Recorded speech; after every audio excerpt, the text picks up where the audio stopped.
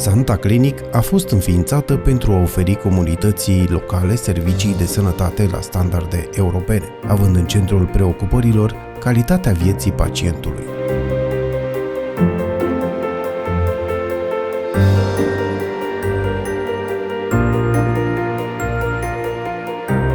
Proiectul Santa Clinic Mitreni s-a născut din dorința de a aduce un beneficiu real locuitorilor din comuna Mitreni, dar și din împrejurimi.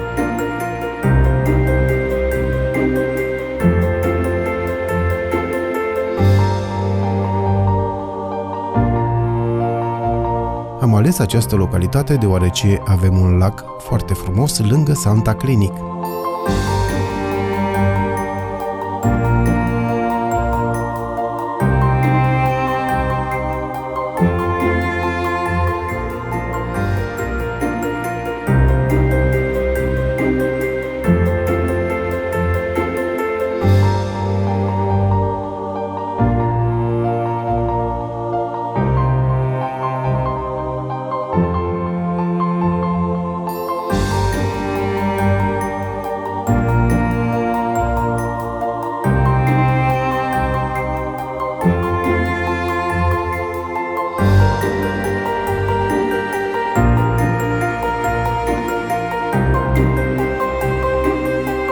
Este o dorință de foarte mult timp ca localitatea Mitreni din județul Călăraș să devină o localitate turistică, o localitate balneară.